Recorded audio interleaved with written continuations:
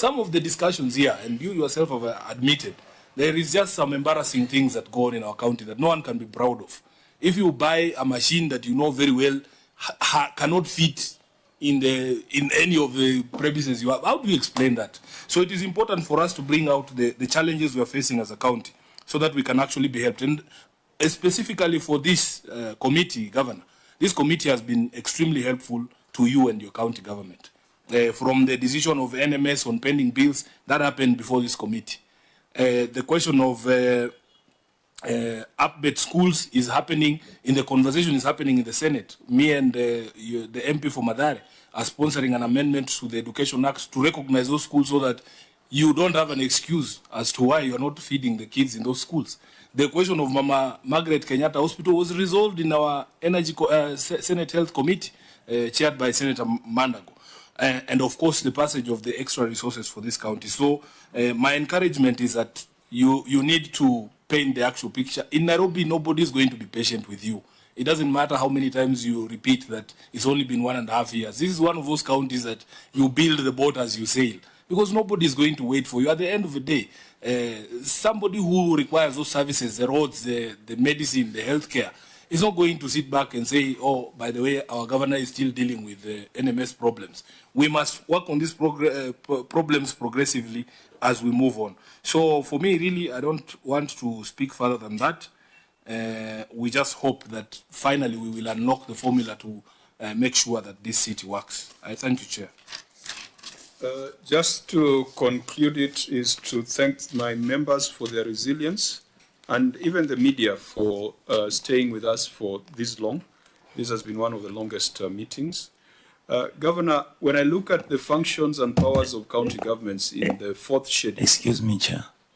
Please don't forget to remind the governor that he has not paid money for flock. Yes. I was going to come to that. When you look at functions and powers of county governments, all those functions from number 1 to number 14, Nairobi County has got something to do with it, has got a function, has got a service to deliver. Unlike some counties, there are some counties without cinemas, without libraries, without museums, without parks and recreation facilities. And Nairobi has to offer services from agriculture to liquor, all the way to, I think it goes all the way to control of drugs and pornography. That is not a problem in some counties, but it is a problem and a demand in Nairobi City.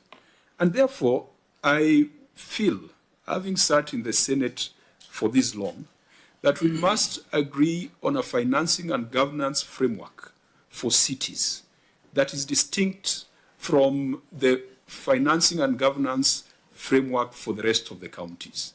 And it is not just about an NMS structure or talking about who the CEO of Nairobi should be, whether a politician or a bureaucrat, but Nairobi needs unique and distinct financing. And the division of revenue cannot deliver the resources that Nairobi needs for it to be a modern and world-class city, hosting a United Nations headquarters. Governor, let's work together so that when you come before the Senate, we are not talking about retreats at unknown locations or contracts on unknown roads or weights and measures that should have been implemented a long time ago. I hope that we should be able to talk about green bonds. We should be able to talk about infrastructure bonds. Counties like Laikipia have been bold enough to bring a proposal to the Senate for approval for infrastructure bonds. We should be able to talk about climate financing and how you can use that. The illustration you gave of footbridges that have to be constructed to allow children to move from one part of the city to the other to attend school qualifies for climate finance, because those infrastructure improvements are as a result of climatic conditions and actions. That would be put in the books of accounts as climate finance. So there's a lot of money, but if we are still counting pennies and cents, and if you are still talking about voided transactions and lack of reconciliation, I would really like the Senate to engage with the governor of Nairobi on bigger things, bigger ideas to unlock financing and bigger ideas to ensure that the people who live in Nairobi find it to be a hospitable and beautiful place. I came to Nairobi many, many years when the Kenya bus was working, when Kanjo schools were operating, when health centers were operating, and there were even Kanjo estates. What is it that our forefathers could do that we cannot do today? And we are better educated, and we should be richer now. It should worry us that in the past, the Kanjo of the past could even run primary schools and secondary schools. And for us now with ECDs, we are struggling. So members, I think having resolved that we shall have a different conversation on ROR and the NMS, we had also resolved that we need to visit a few projects within Nairobi City County. It is not enough for the governor to walk over to the Senate. I think to do project visits in Nairobi, we don't need a budget. We just get into our vehicles and we go and check out some of these water projects that the governor is talking about. That will enhance our understanding of the challenges and enable us to provide solutions.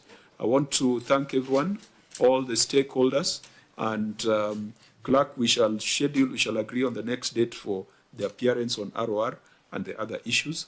The meeting is therefore adjourned. We had a meeting scheduled for tomorrow. I think we have received a letter seeking for postponement. We shall deal with it accordingly. So the meeting is adjourned till Thursday, 9:30. Thank you.